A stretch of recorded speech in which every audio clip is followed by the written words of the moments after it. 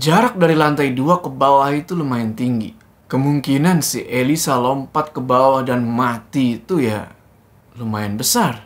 Apalagi kalau dia ngebentur batu-batu alam yang ada di halaman belakang. Gue coba cepetin langkah gue, dan pas sampai di bibir balkon, gue ngeliat ke bawah.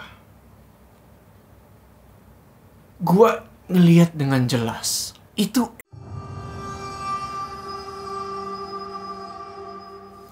Assalamualaikum teman-teman, balik lagi sama gua. Apa kabar kalian semua? Semoga kalian semua yang menonton video ini diberikan kesehatan, dilancarkan rezekinya, dan selalu dimudahkan urusan-urusannya, dan selalu diberikan perlindungan dari wabah yang sedang melanda dunia saat ini.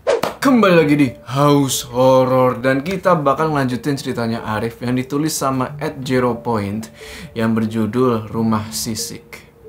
Yang belum nonton part 1, tonton dulu di sini. Di part sebelumnya, kita tahu kalau kantornya Arif pindah nih ke sebuah rumah yang bisa dibilang cukup misterius dan agak menyeramkan. Karena rumah ini udah tua. Dan bener aja, Arif sama temen-temennya mulai diteror sama penghuni rumah itu. Bisakah mereka bertahan sampai pagi di rumah itu? Tonton video ini terus. Udah, nggak usah lama-lama lagi. Udah siap ya? Mode horor aktif.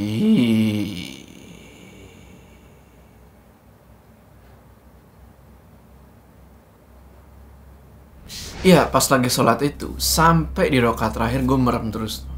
Gue rasa sosok itu udah gak ada, tapi gue belum berani buka mata. Dan pas gue salam nih ke kanan, ke kiri, terus gue buka mata nih.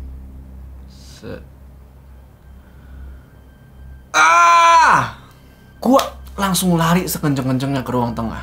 Dan teman-teman gue pada bingung ngeliat gue yang kayak gitu. Oga nanya ke gue nih, "Lu kenapa?" Gue sambil agak gagap waktu itu ya, gue bilang, itu ada.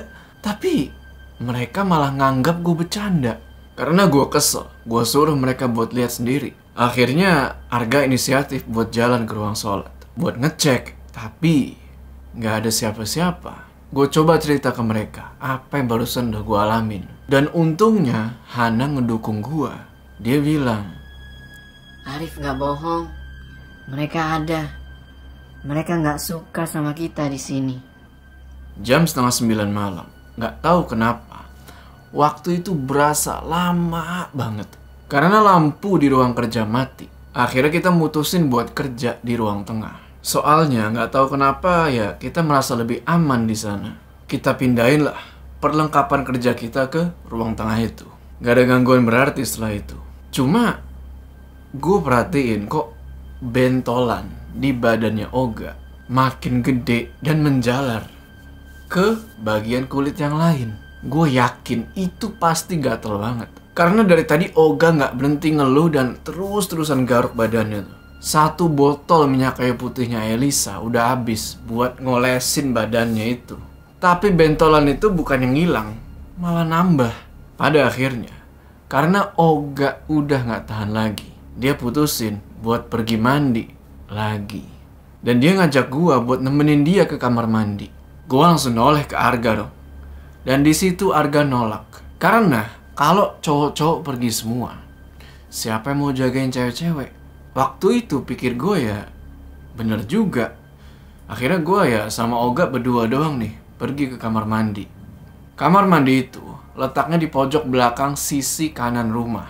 Buat pergi ke sana, kita mesti ngelewatin lorong yang sempit dan gelap. Karena emang belum semua titik di rumah itu dipasang lampu. Singkat cerita, sampailah kita di kamar mandi tersebut. Oga bilang ke gue, "Jangan kemana-mana, tunggu di sini." Ya, gue bilang, ya udah, buruan. Udah kan tuh, gue tungguin dia mandi di depan pintu. Gak lama kemudian, gue ngeliat seseorang dari ujung lorong kamar mandi itu, kayak yang manggil-manggil gue. Pas gue nengok ke arah orang itu, ternyata itu adalah Elisa. Sontak gue teriak dong, "Sah, kunaon, kenapa?" Elisa gak ngejawab, tapi tangannya itu tetap kayak gini, ngelambai-ngelambai ya, kayak yang ngasih syarat buat supaya gue nyamperin dia. Ini salah gua. Nggak pakai pikir panjang. Gua samperin dia. Elisa terus jalan ke arah tangga, naik ke lantai 2. Tangga itu melingkar. Sontak gue bilang, "Sah, ngapain? Di atas kan masih kosong." Elisa cuman senyum aja sambil ngeliatin gua. Karena penasaran, gua coba ikutin dia dari belakang. Setibanya di lantai 2, Elisa jalan ke arah balkon yang ngadep ke halaman belakang. Di lantai 2 ini bener-bener gelap banget. Karena emang belum dipasang lampu. Baunya juga gak enak. Waktu itu gue kayak nyium bau bangke. Tapi gue coba buat gak peduliin. Gue nyalain senter dari HP gue dan gue bilang ke Elisa, "Sah, tungguin." Pelan-pelan tuh gue samperin si Elisa. Gue lihat Elisa berdiri di bibir balkon yang belum dipasang railing pembatas. Dan lu mau tahu apa yang dia lakuin selanjutnya? Dia lompat. Sontak gue teriak dong, "Elisa!" Tapi dia udah keburu lompat. Jarak dari lantai 2 ke bawah itu lumayan tinggi. Kemungkinan si Elisa lompat ke bawah dan mati itu ya lumayan besar. Apalagi kalau dia ngebentur batu-batu alam yang ada di halaman belakang. Gue coba cepetin langkah gue. Dan pas sampai di bibir balkon, gue ngeliat ke bawah. Gue ngeliat dengan jelas. Itu Elisa dalam posisi tengkurap, gak sadarin diri. Gue juga lihat ada darah yang keluar dari kepalanya. Sontak gue langsung lari turun ke bawah. Panik setengah mati gue. Dan pas sampai di bawah, gue ngedenger suara yang cukup familiar. Rif, kamu kenapa? Kenapa tadi teriak manggil? Gue jalan ke ruang tengah, masih dalam keadaan panik luar biasa. Gue coba jelasin tentang apa yang gue alamin barusan. Arga minta gue buat tenang. Hana ngambilin gue air. Sedangkan Elisa, dia pergi duduk di sofa dan cuma diam aja. Gak lama kemudian, refleks Elisa julurin jari telunjuk tangan kanannya. Dan ternyata berdarah. Sontak Hana pergi ngecek jarinya Elisa tuh. Dan pas dicek, ternyata jarinya Elisa ini kena sebuah sisik ikan berbentuk duri yang nancep di sofa. Gak sengaja keteken sama dia, makanya kena. Gue mikir waktu itu, gimana caranya sisik ikan itu bisa ada di sofa? Lagi mikir kayak gitu, tiba-tiba kedengeran suara orang jatuh di lorong. Oga. Kita semua serentak pergi ke lokasinya Oga. Dan kita kaget bukan main. Oga udah terkapar pingsan di depan pintu toilet. Yang aneh adalah sekujur bajunya Oga itu lepek semua, basah sama air. Gue sama Arga langsung ngegotong Oga ke ruang tengah dan kita rebahin dia di sofa. Gak lama kemudian, Oga sadar dan langsung kayak orang yang panik. Sempat terjadi perdebatan antara gue sama dia di situ. Dia nyalain gue karena udah ninggalin dia. Tapi kita langsung dilerai sama Arga. Setelah udah tenang, Oga pun nyeritain apa yang udah dia alami barusan. Oga bilang gak tahu kenapa setelah mandi yang pertama itu, badannya dia itu jadi berasa gatal banget. Sampai bentol-bentol di sekujur badan. Gatal-gatalnya itu baru hilang kalau udah disiram air. Nah, pas mandi yang barusan ini, Oga bilang kalau pintu kamar mandi itu ada yang ngetok-ngetok. Kenceng banget. Oga pikir itu gua yang ngetok-ngetok. Karena kesel, Oga buka pintunya tuh sambil ngelongok keluar gini kan. Gak ada siapa-siapa. Karena udah merinding, dia masuk lagi ke kamar mandi dan buru-buru tuh nyelesain mandinya. Nah, baru ngeguyur air nih. Ser. Tiba-tiba ada yang ngetok-ngetok lagi. Dan kali ini kenceng banget kayak orang yang mau dobrak pintu. Si Oga udah bodo amat lah. Dia lanjutin tuh mandinya sampai selesai. Singkat cerita, mandi udah selesai nih. Tapi Oga belum berani keluar. Dia bilang kalau dia coba buat manggil-manggil gua. Awalnya sih nggak ada yang nyaut. Tapi pas dipanggil-panggil lagi, kali ini ada yang nyaut dari luar. Suara itu bilang, iya. Oga bilang kalau itu jelas banget suara gua yang dia denger.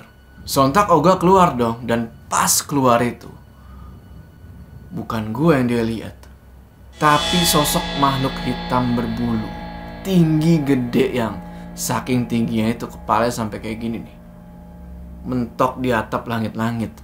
Lalu makhluk itu tiba-tiba lari kayak binatang buas yang mau nyergap mangsanya. Oga pun sontak jatuh ke belakang, dan dari situ gelap semuanya. Dia nggak sadarin diri dan nggak tahu apa yang selanjutnya terjadi. Dia nggak tahu kenapa kok badannya bisa basah lepek kayak gitu. Padahal sebelum pingsan, posisi dia itu udah andukan, udah kering, dan ada di luar kamar mandi. Semakin malam, semakin nggak beres. Awalnya Oga nyaranin buat pulang aja, tapi situasi jalan yang gelap, apalagi waktu itu kita lagi diteror, takutnya malah makin bahaya kalau kita ada di luar sana. Akhirnya kita mutusin buat sama-sama nunggu pagi. Kita berunding di situ, nyoba buat ngebaca situasi. Hana yang sensitif sama hal itu bilang lagi kalau mereka yang ada di rumah itu nggak suka sama keberadaan kita. Cuman yang jadi pertanyaan kan, kenapa nggak sukanya gitu. Akhirnya kita coba runut tuh, kejadian demi kejadian. Dari mulai pagi itu yang gue lihat Elisa ada di kursi goyang, sampai terakhir yang gue lihat Elisa lompat dari lantai 2. Arga nyimpulin di situ kalau yang jadi sasaran mereka adalah si Elisa. Arga minta sama gue buat ngawasin betul-betul si Elisa ini, jangan sampai lengah. Lalu buat ngalihin perhatian, kita ngelanjutin pekerjaan. Walaupun ya nggak bisa bohong, kita masih kepikiran sama kejadian-kejadian yang baru aja terjadi. Tapi kita coba buat ngeyakinin diri kita masing-masing kalau ya semuanya bakal baik-baik aja, dan kita ngelanjutin kerja. Pas lagi kerja itu, tiba-tiba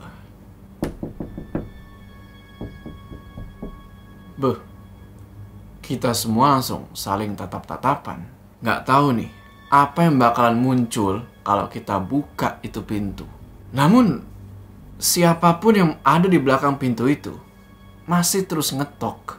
Akhirnya gue sama Arga pergi buat ngecek pintu itu. Perasaan gue nggak karuan waktu itu.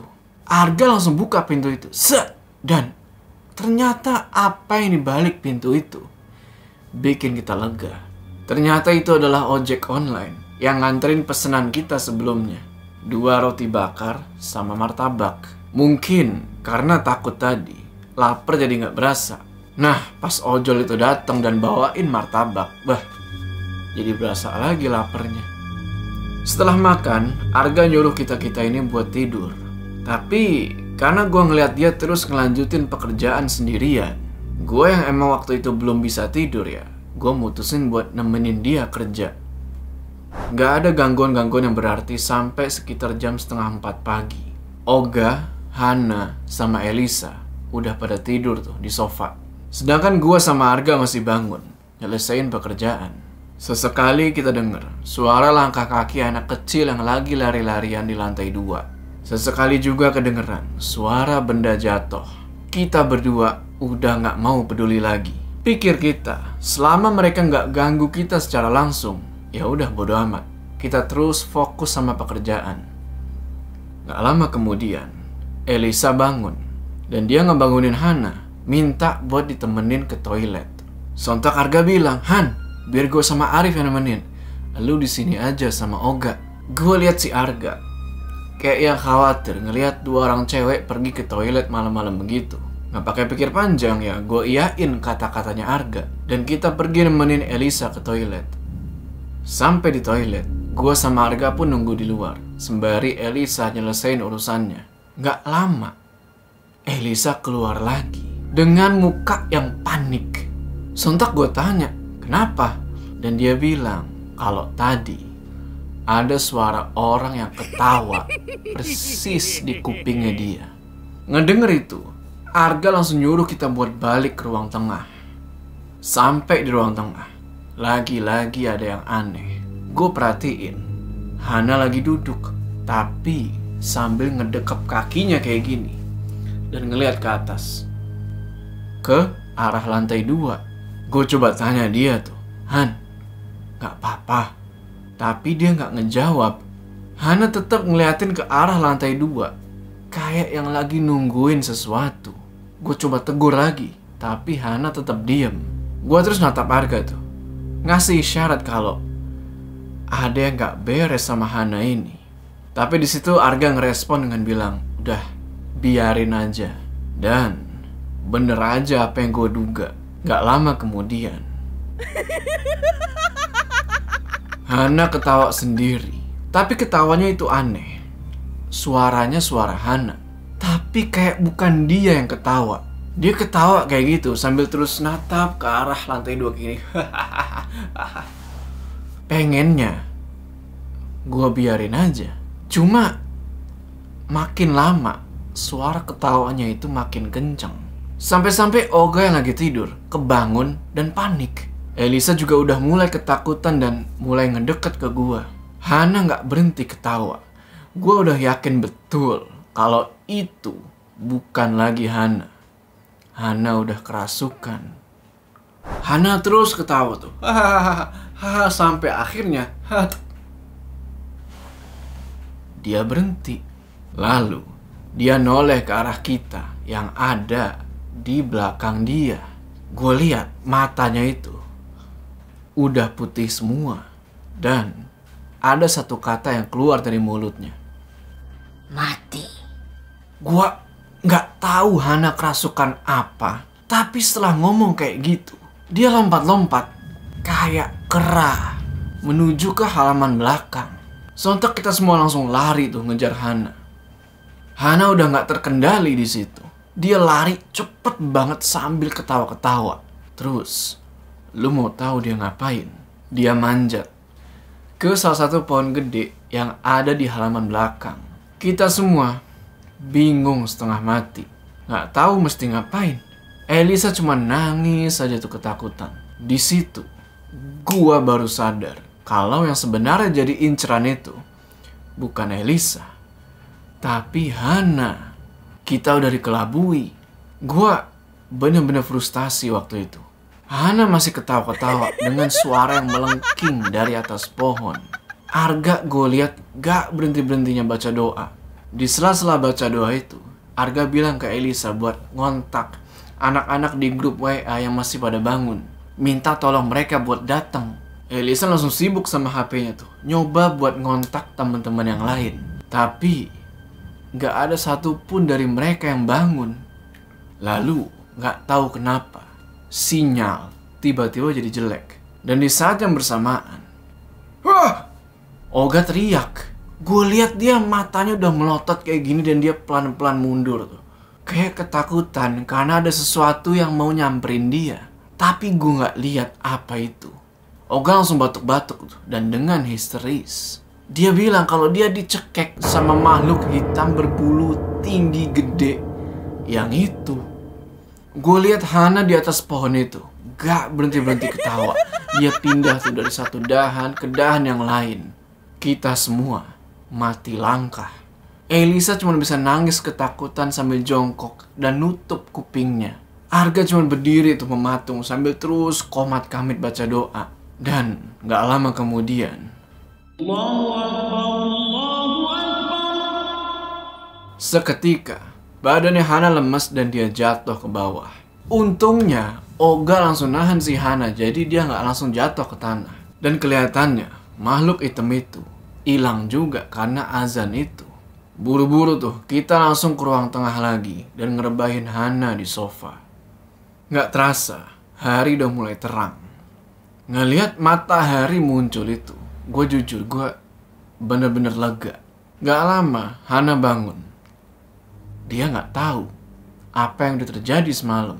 Yang dia tahu, badannya itu berasa remuk. Kepalanya sakit dan kulitnya udah banyak luka-luka baret. Hari itu juga kita langsung ngejelasin ke pimpinan tentang apa yang udah kita alami semalam. Mereka mau percaya gak percaya, terserah. Tapi luka-lukanya Hana, bentol-bentol di badannya Olga, dan telunjuknya Elisa yang kena duri itu adalah bukti kalau kita emang gak ngada-ngada. Setelah kita ngelaporin kejadian itu dan ngundang tokoh masyarakat sama pemuka agama sekitar, tapi acara syukuran di rumah itu gak berlangsung mulus. Sempet terjadi kesurupan massal. Untungnya Pak Ustadz yang diundang ke acara itu bisa ngendalin situasi. Si Pak Ustadz sempet nyaranin pimpinan perusahaan gua buat pindah kantor aja, tapi hal itu gak dilakuin. Sejak ketusuk sisik berbentuk duri itu, Elisa jadi demam tinggi. Udah berobat ke dokter, tapi gak sembuh-sembuh. Namun ketika dibawa ke orang yang ngerti, baru dijelasin kalau di situ Elisa sebenarnya ketempelan. Tapi nggak tahu ketempelan apa. Hal yang sama juga dialami sama rekan kerja gua dari divisi produksi. Kita sebut aja namanya Rama. Rama sempat ketusuk sisik ikan berbentuk duri itu pas hari syukuran. Dan efeknya lebih parah daripada Elisa. Yang gua denger, dia terus kesurupan sampai kurang lebih 1 bulan. Kurang lebih udah 3 bulanan, Arif sama temen-temennya kerja di kantor itu. Dan mereka masih terus-terusan diteror. Sampai banyak karyawan yang mutusin buat resign karena udah gak tahan. Termasuk si Elisa sama Rama. Nah, selama 3 bulan itu pula, masih banyak teror-teror yang belum diceritain di rumah itu. Termasuk ada teror kakek kepala buntung. Jadi penampakannya itu, si kakek genggam kepalanya sendiri. Terus kepalanya itu digelindingin sama dia. Buat ngelanjutin cerita ini, kita harus nungguin updatean dari Zero Point. Karena dia sekarang lagi ngelakuin riset dan mau berkunjung langsung. Istilahnya mau ngelakuin ekspedisi ke rumah itu. Jadi, stay tune terus. Oke teman-teman, gimana tuh tadi ceritanya? Tulis pendapat kalian di kolom komentar ya. Gimana? Mau nggak kerja di rumah kayak gitu?